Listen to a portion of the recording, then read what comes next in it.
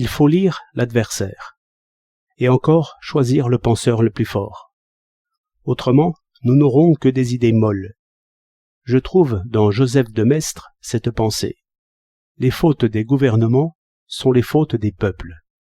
D'où je conclurai que tous les gouvernements sont bons, pourvu que l'homme moyen n'oublie pas de penser droit et de parler droit. Il est sûr que l'espoir de l'état-major parle assez bien de la paix. Cela prouve qu'il y a présentement un fond d'opinion dont le murmure se fait entendre. Je voudrais seulement que le citoyen se rendît compte de son pouvoir, et qu'ainsi le murmure se traduisit en claires paroles. Faute de quoi, on risque de s'attendrir sur le bon roi que voilà, et de s'y fier.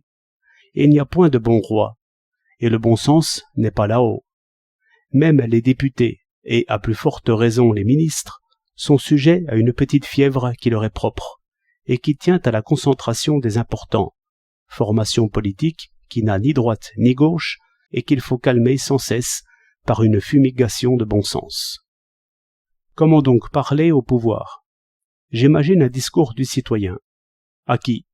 À tout homme qui commence à s'élever, et, comme on dit, à se gonfler, admirable métaphore prise des ballons aéronautiques. Dans le moment qu'il commence à tirer sur les cordes, il faudrait rappeler les vraies maximes du gouvernement, que les gouvernants sont sujets à oublier. Leur dire ceci, par exemple.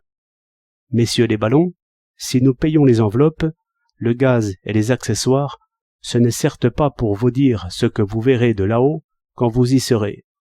À chacun son métier, et nous ne jugeons même pas les raisons de l'agent à bâton blanc.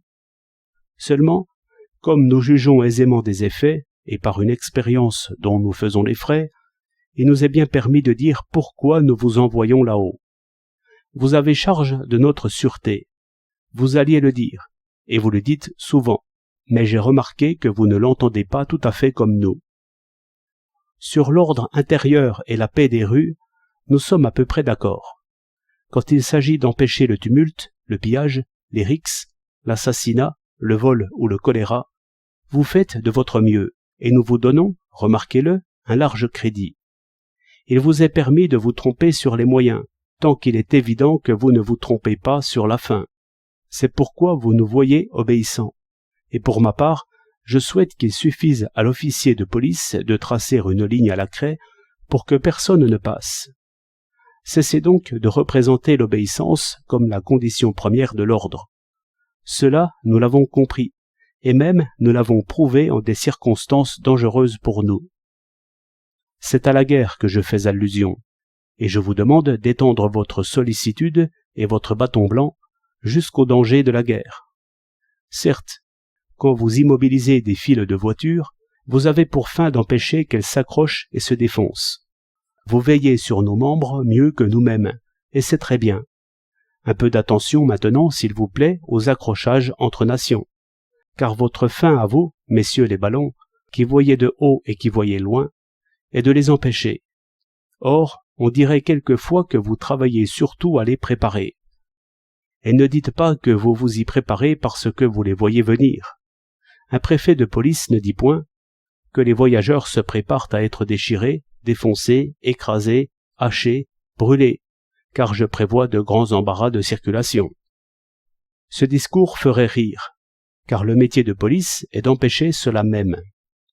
Par le même raisonnement, mettez-vous bien dans la tête que votre métier de chef est de nous conserver la paix. Vous essayez toujours d'en appeler à nous, et de nous faire juges des moyens. Mais ce n'est pas notre affaire.